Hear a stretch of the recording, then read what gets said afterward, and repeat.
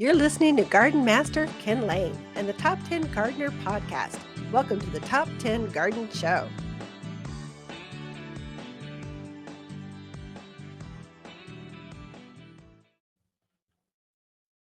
And we are back with Lisa Waters Lane in the studio. She comes each week with your garden questions. Just what are your neighbors asking? What are they thinking about? What's going on in their yards or their homes or their gardens? And so we try to share that and impart those over the airwaves of, well, the Southwest. So actually anymore, we've got listeners in New Zealand, England. Why? It's Spotify and Apple. You gotta love those two. They make us famous on the Are internet. we that entertaining? There's no business like show business like no business. Maybe we shouldn't sing. Maybe we should just impart some garden advice. So, how was your Thanksgiving?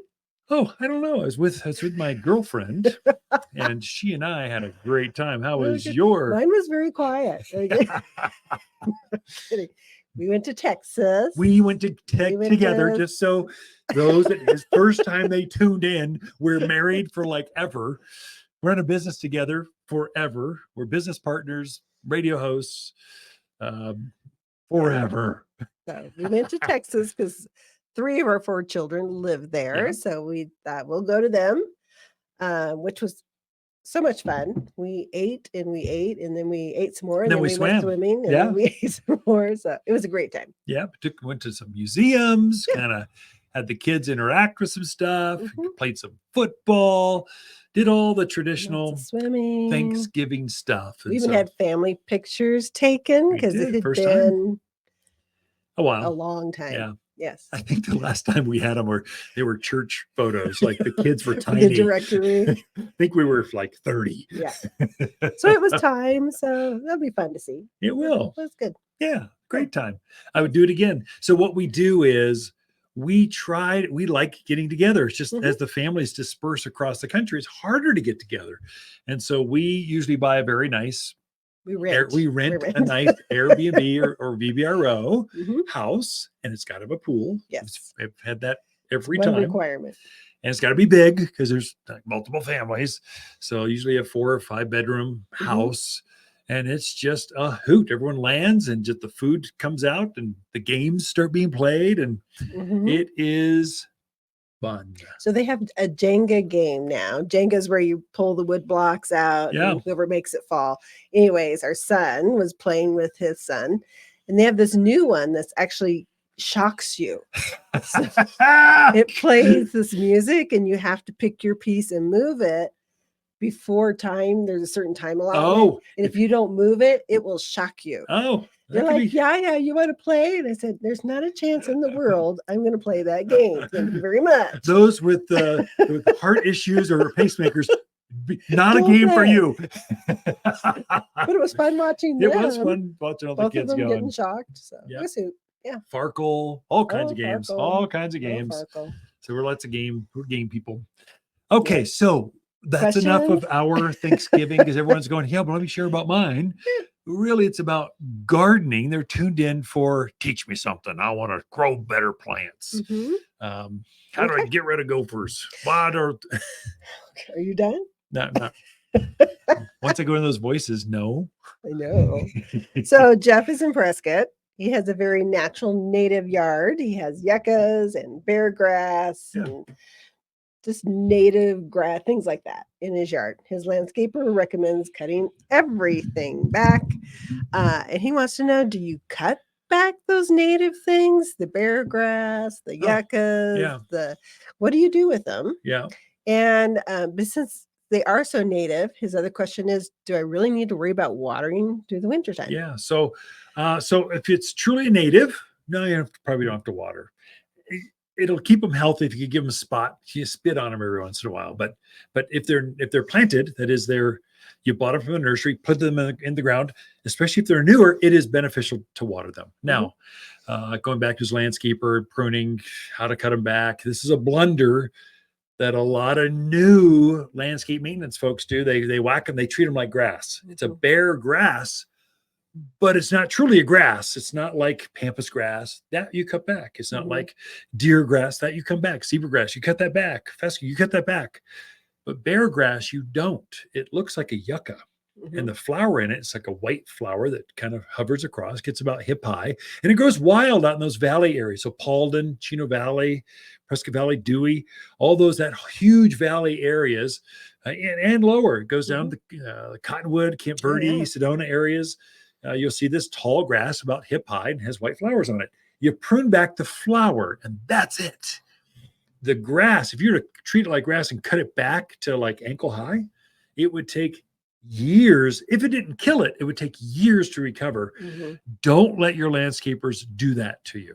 Same with yucca. Yucca is not a grass. It has this grass look to it, and the flowers can come up. There are different types of yuccas. There's lots of them, lots of native ones. So from banana yuccas to red yuccas, you prune back the flower, and that's it. You don't prune back the foliage. You keep it intact.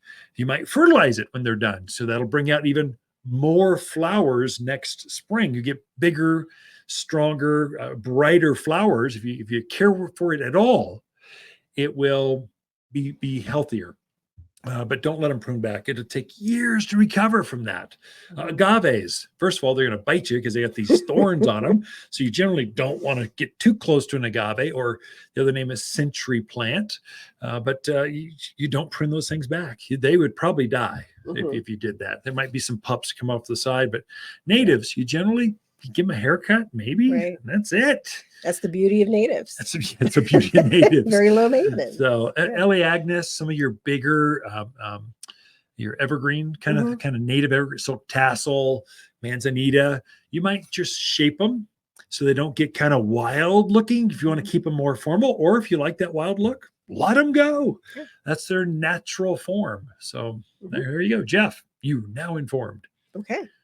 Next question is from Jan in Prescott Valley. She says where she used to live, it had much warmer winters, and she would buy several amaryllis bulbs, grow them in the house for Christmas, and then she would put them outside. Her question is, can she do that in our area? Yeah, and Jan, so no. There you go. Amaryllis is a tropical. So if that bulb freezes, so the ground is going to freeze some here in the mountains of Arizona. It's kind of, where was she at? She Prescott Valley. So your ground is going to freeze. You're going to get a frost line, probably just a few inches deep. It's not very deep out there, but some. And if that bulb freezes, it is vapor. It turns to black mush in the ground, rots and dies. So that's more of a Phoenix. Southern California. I'm guessing you're from the more tropical, that's New Orleans, the places where they don't freeze. There you can grow those outdoors. Here, not so much. Now, you can grow outdoors narcissus or daffodils is the other name. Paperwhites. Those will grow outdoors pretty well. So there's a couple different varieties, but there's quite a few of them that will grow outdoors. Tulips, chrysanthemums. That's not a bulb. We're talking bulbs anyway. Trying to go through. You got distracted, crocus. What are the other hyacinth? Those are all your spring blooming bulbs. Those are in the ground and they're fine. They don't freeze. But not so much with amaryllis. Right. Probably keep them indoors. Yep. Or just go, I liked them, they were good, and throw them in the trash. They're not meant to be forever plant. They're poinsettias are meant to be a season, and they're meant to be like throw away. True. All right, one more question. I think we have time. Robert and Chino put in a row of Arizona cypress, which he was assured it was still okay to plant. Oh, yeah. His question is now, because they are young, newly planted, how frequent does he need to water those? Oh, that's good. Robert, good question. So new plants, good for you. You'll love that you planted those now. Next spring, when you get all that flush of growth, whereas everyone else that waited, they're going to plant theirs and they're just going to sit there all year until the following spring. So you're going to get a season ahead of things. Now, they're new, so their roots have not they've started to form, but they haven't elongated dramatically into the surrounding landscape. You'll need to water those probably a couple times a month. Not probably. You will need to, Robert, listen to me. Twice a month, give it a deep soak, like take a hand, water by hand if you need, take the hose out.